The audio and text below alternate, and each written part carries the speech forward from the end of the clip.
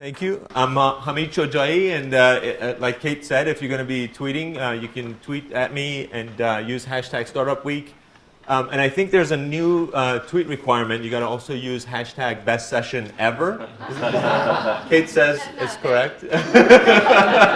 She said it is a thing, but anyway. So now that we have set the expectations unreasonably high, let's get something out of the way. I have never actually created any insanely great products. So yet, I'm not dead yet, so I still have a shot at it. But I have created some pretty decent products, pretty great products.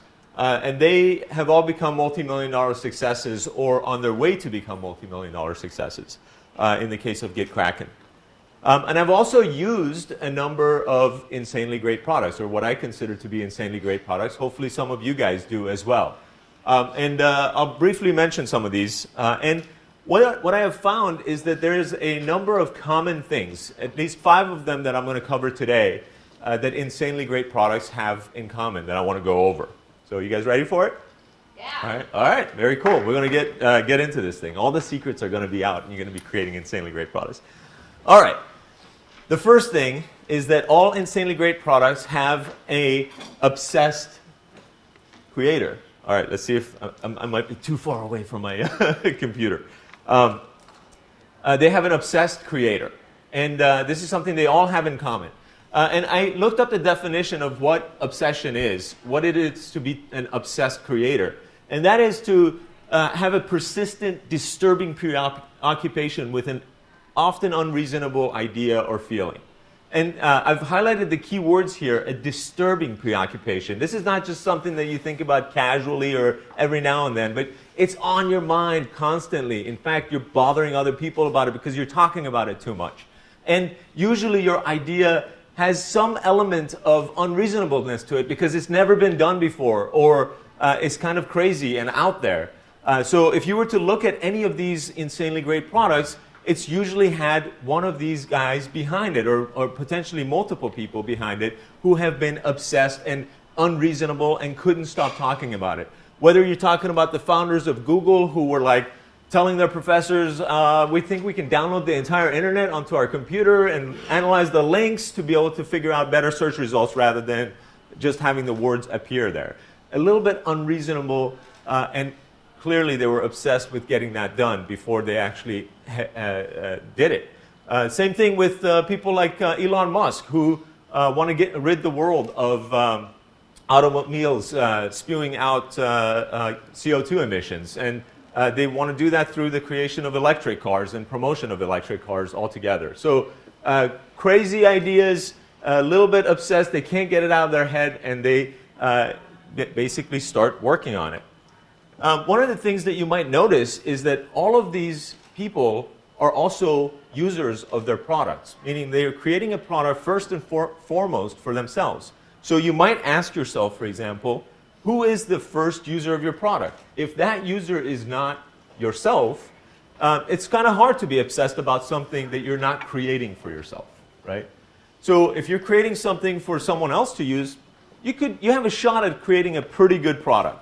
But creating an insanely great product, that's what we're talking about here today. So that is something that all insanely great products have in common with one another. So let's move on to the next thing. The second thing is user experience. And the user experience of, there we go. The user experience of all insanely great products is freaking good. That's what those stars stand for. I used to use different language, but then my kids got old enough to watch my talks, and now I have to use different language as part of getting older. So if I talk about it anymore, they'll probably figure out what I'm talking about, so let's just move on. Here's a product that a colleague of mine and I put together over the course of a weekend in 2005. In 2005, believe it or not, it was hard to send files that were too big to email as email attachments. And we wanted to create something simple that was that the user experience was like it flowed really well, and it doesn't require just this like enormous amount of design work necessarily, but it does require something to be simple for users to be able to have this like flow of experience that is natural to them. So you come to transferbigfiles.com because you expect to send a large file. the user interface we launched with, this is over 12 years ago now, basically asked you to choose the file you want to send, who do you want to send it to, some optional settings which we figured most people would not need, therefore let's keep them collapsed initially, and then push the send button. And within a week of launching this website, just word of mouth took off, and we were at server's capacity in terms of what it could handle in terms of sending large files. So your user interface does need to be pretty freaking good. It needs to be something that people can identify with and use very easily. Now, one of the things that happens in products oftentimes is that even if you create this beautiful, simple to use product, let's say a glass for consuming liquid, and if no one has ever seen something like this before, you put it in front of users and they do something like this with it. Right? And this is the bane of product owners' experience and existence. This is why mass murders exist, basically, is because they go nuts. And as a creator of a product, this is the worst feeling in the world. You put it in front of a user, and they want to drink from the bottom of the glass. And some people's reaction to something like this might be that we need to fix this. As soon as we put it in front of users, their natural tendency is to want to drink from the bottom. And therefore, maybe we should put the hole for drinking from this glass at the bottom. And then you need an entraption to make sure that the water doesn't sort of spill out under normal circumstances. So you create your product to be more complicated than it needs to be. And that's just the natural progression of where products go. It's really hard to resist this sort of urge. The solution to that particular problem would have potentially been just putting a picture of how to use the product correctly in front of the users.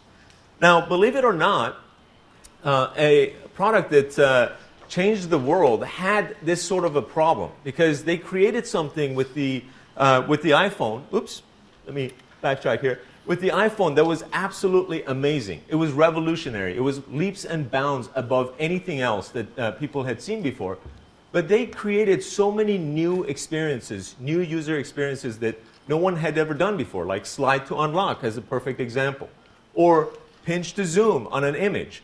Before, you used to use these little buttons that had magnifying glass with plus and minus, or using your finger across the screen to scroll, whereas before you used to scroll in the opposite direction using this scroll bar on the right-hand side.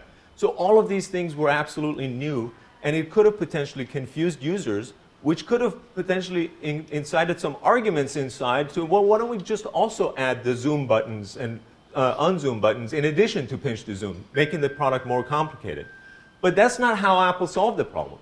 The way they did it is months before the product launched, they actually created a 10-minute video showing all of the elements of what was new with the iPhone. And they knew the moment you see it, you're going to instantly know how to use it, and that's how you're going to want to use every other phone from that point forward.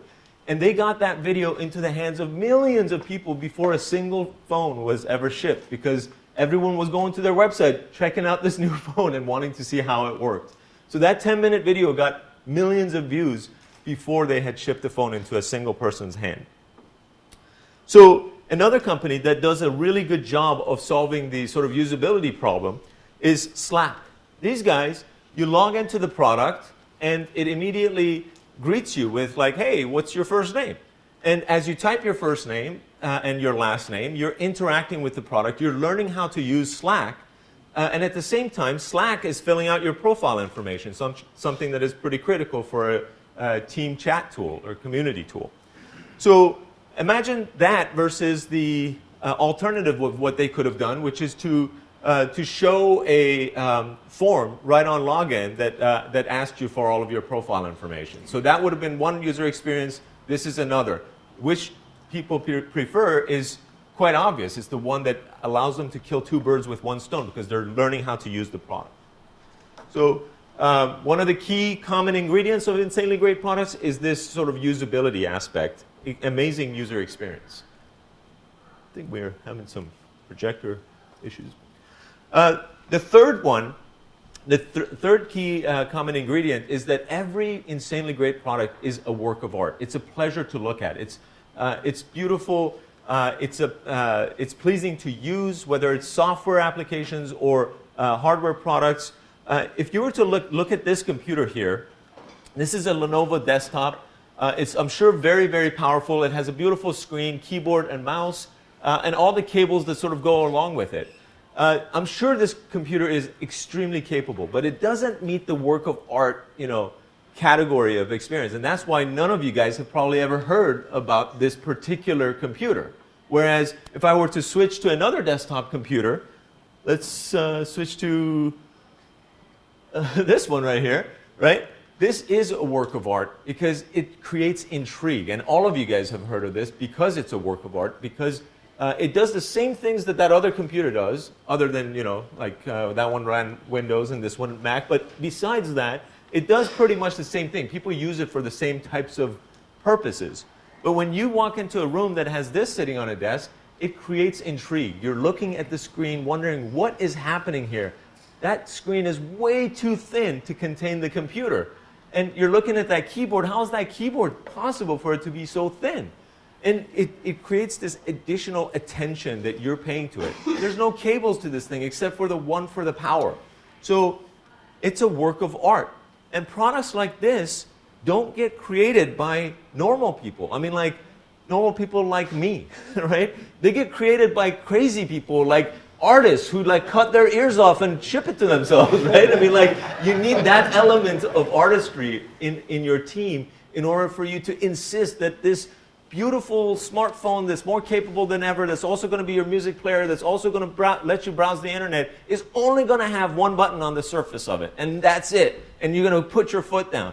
I mean, normal people don't do that kind of stuff, but artists do, and that's why all insanely great products have this element of art to them, or some artist behind them that is a little bit edgy and crazy and absolutely necessary in order to create insanely great products.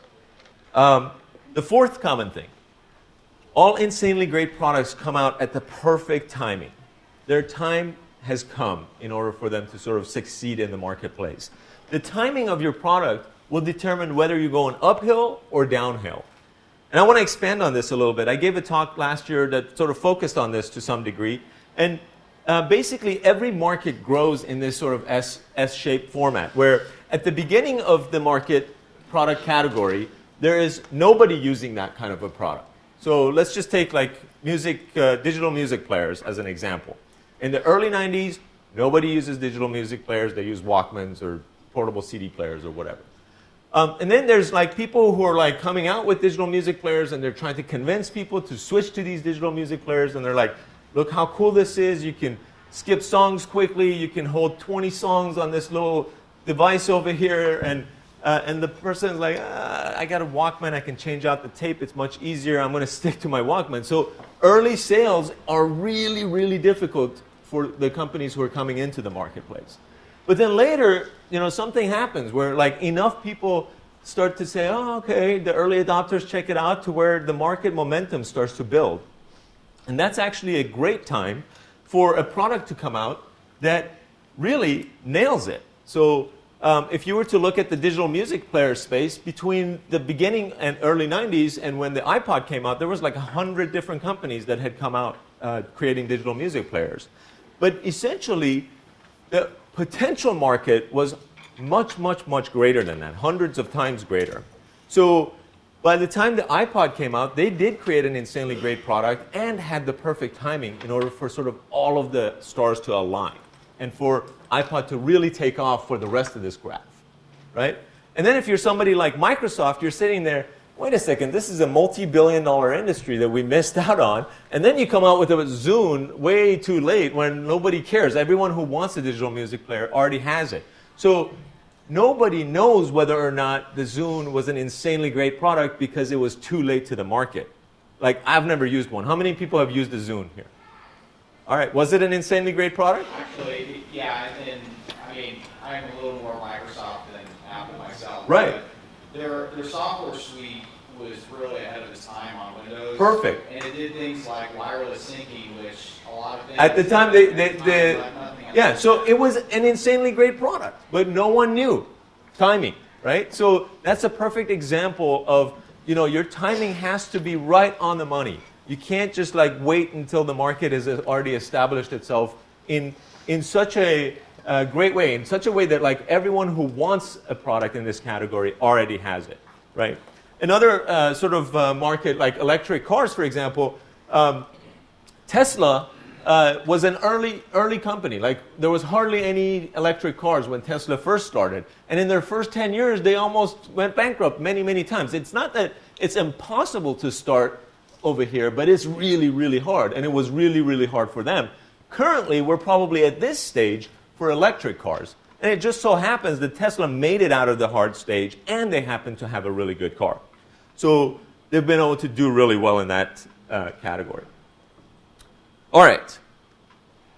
The fifth and last common thing that they have all in common is a great price, or a good price, I should say. Insanely great products don't necessarily have insanely great prices, but they do have a good price. Now, in some cases, like with software products, they do have a really, you can't get better than free. So in the case of like Instagram or Google or Facebook or whatever, you can get their products and use them for free. In Slack, you can use Teams for free, but then some users have to pay, so that's how they make up their money, but whereas the other products are ad supported. But not all products need to be free, and in fact, some insanely great software products are also not free. Some would argue that even products like this are really software products, but their price is nowhere close to being insanely great. In fact, when the Nest first came out, at $249, it was probably one of the most expensive smart thermostats you could buy. Now, you could buy a smart thermostat back then for about $100, $150, but here's where Nest changed the game, is that everyone who bought a smart thermostat had it on their wall, maybe even programmed it day one, but then the program was wrong, and eventually they hit the damn override button, and they kept the temperature the same temperature for the rest of eternity. And that whole promise of that savings that was supposed to happen from your electric utilities going down never materialized. So what Nest did is they said, don't worry about programming it. We'll take away that portion of the part that everyone hates. You just come in and you turn the device to whatever temperature you want, and we'll figure out from there, based on your weekly pattern, and we'll set the schedule for you. So they solved that problem. And by the way, we'll put a motion sensor in here, and if you're not home, we'll auto-detect it and set the temperature so high you'll cook inside your house if you're home. So now, all of a sudden, that $250 electrical savings did materialize, and it was an easier sale, as opposed to the $150 you had to pay for smart thermostats before. Now, the other thing, of course, is that, you know, it is a work of art. It's a pleasure to look at. You put it in a room, and it's like it brings conversation, and it's just like something beautiful to look at. It enhances the room. It doesn't deter it with the old sort of looking thermostats with a ton of buttons on them. Another example, growing up, I always wanted to have a Ferrari. Ferrari is just like, this is no question, this has been the work of art in the automobile industry for as long as I've been alive, Ferraris in general. And there's no question this beautiful car is a work of art, and it's extremely high performance. But it's priced out of range because for the vast majority of people, even people who can afford it. So eventually I could afford a Ferrari, but then it was like, well, do I want a two-seater car that I can't really go anywhere with it because I can't put a piece of luggage in there? And it's environmentally, like, it gives like 7 miles a gallon, and it's, you know, like, apparently you can only put hundreds of miles on them because you got to maintain the crap out of them, and it's super expensive to maintain. So you actually need an everyday driver on top of your sort of high-performance, beautiful car. And what Tesla did is said, you know what? We'll bring you that same performance, and we're going to give it to you at 1/5 the price. And by the way, you can put 5 people in here, and you can take your luggage, and you can floor it at every red light without feeling guilty because it won't go and like shake up the entire neighborhood. And you don't have to use any gas doing so. So all of a sudden, this product that was $500,000 that, you know, like you could be comparing it to potentially, doesn't seem so bad at $100,000, despite being way, you know, in the luxury category. So within, you know, a brand new car company, think about this. This is like unprecedented for nearly 100 years. A brand new car company comes in with their first car. They overtake the entire luxury sedan market. They unseat the #1 Mercedes-Benz S-Class, the number 2 BMW 7 Series with a car that's outselling all of those cars. And the market didn't expand. The market, the entire luxury car market, is 100,000 per year in the US. And every single one of the other cars took a nosedive because of the Tesla Model S. So this is pretty like ground-moving stuff. This is an insanely great product. In order to get to a category where, you know, Mercedes S-Class, BMW 7 Series, Audi A8, any car in that sort of same level of price and category that you're talking about took a nosedive, and they took up 25,000 sales per year in the US alone, and became number 1. So super interesting. And they're doing it again with the Model X. So price is very important. It doesn't have to be the cheapest, but it does need to be, it needs to be good. Here's another example of price where they got it wrong, actually. So when the iPhone first came out, truly revolutionary product. No one can argue this was leaps and bounds above anything anyone had even seen before, let alone was even close to developing. So had they not come out with the iPhone, it's quite possible even today we would not have these technologies that we do in our smartphones. But it was so far out that you know, people who knew what was happening were predicting instant success. And of course, you know, the iPhone was an instant success, but it did take them 74 days to hit 1 million units, which for any other product, including any other electronics product, this achievement would be, you know, awesome, incredible. But for a product that was truly revolutionary and no one had ever seen it before, this achievement was like, you know, 74 days. So they got the price wrong, and that $499, by the way, was for a 4 gig model with a 2-year contract. So an 8 gig model, which is the more popular one at the time because people already had a bunch of music that they wanted to carry, cost $599 on a 2-year contract. And this is at a time when phones usually ranged in $200 to $300 price range for smartphones. So the next time, they got it right. And they came out with the next version of the phone, cost $199 for the 8 gig model on a 2-year contract. So the moment that they did this with the iPhone 3G, they called it, the second iPhone was called the iPhone 3, 3G for the network type, they sold over 1 million in the first weekend. So getting the price right is extremely important.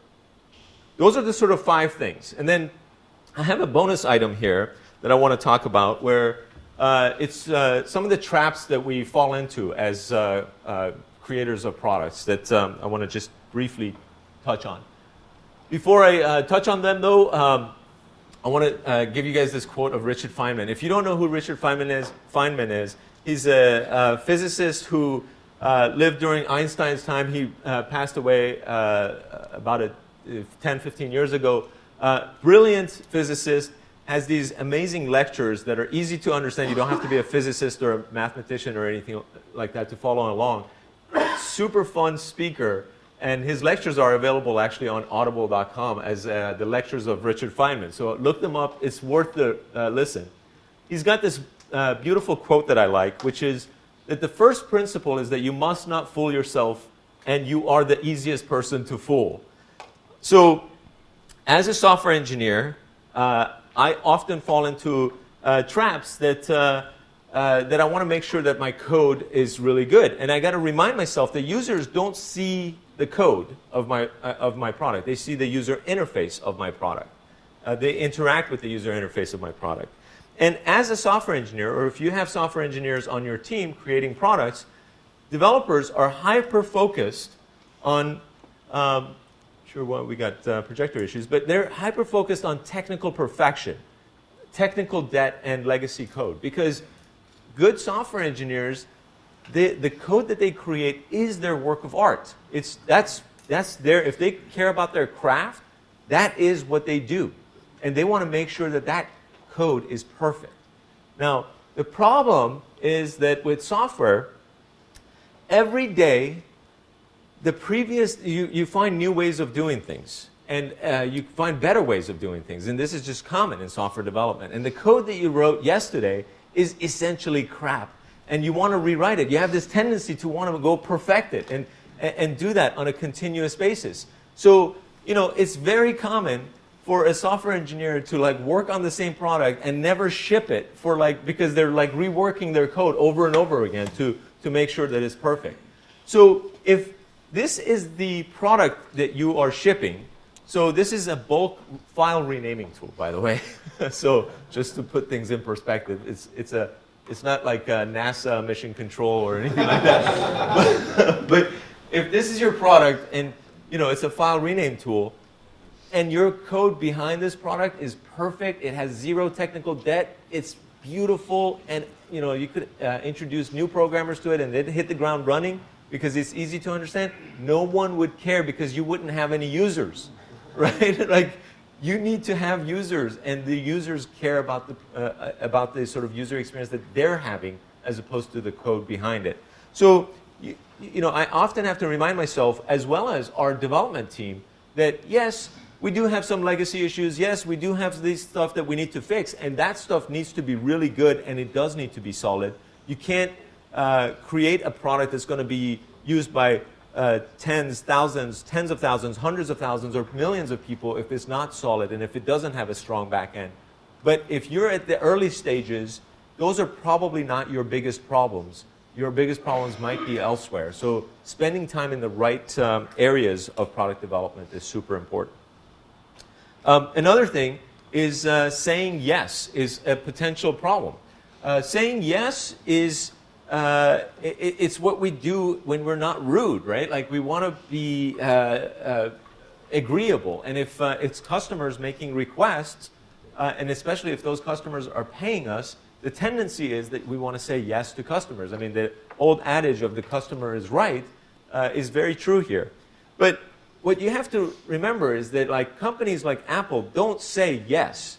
Companies like Tesla, they don't say yes. They don't build a electric car that also charges the electricity, the battery with a combustion engine, right? They don't say yes to all of these things. They actually try to understand what the customer's pain points are and problems are. And if your problem is that the electric car might not go far enough, they solve that problem by putting superchargers all over the place, right? And you can use them for free. That's how they solve the problem, rather than saying yes to the request that you're making by putting combustion engine to charge your electric battery. So saying yes actually ends up getting you to this product, essentially. This guy said yes to everything and put it into the same interface, under this sort of same main interface. Here's another example of where saying yes too much may have been detrimental. So this is Yahoo's website in 1999. At the top, they have the search and, of course, a bunch of other things around it, including all of their other properties, other products of Yahoo. They have an ad. They have the directory service, which is what Yahoo was really started out being known for. So you could find various different categories of websites. On the right-hand side, they have in the news, so some news information, and as well as inside Yahoo. Now, in 1999, this was Yahoo. Yahoo was king of the internet, and they got beat by these guys. And what's really ironic about this is that Yahoo's search results were driven by Google, which means the search results you got from this page here were identical to the search results you got from this page. And of course, people prefer to go to this page. Why? Because of the user experience. And because of like less is more sometimes. And you got to make sure you balance all of these things out. And that's the other thing, is that creating insanely great products is balancing a bunch of really, really, really hard things. And getting all of the sort of parameters correct is why I still haven't fucking created an insanely great product yet. But I will. So that's it. That's it. Go create insanely great products, and that's that. Let's all thank Hamid. All right.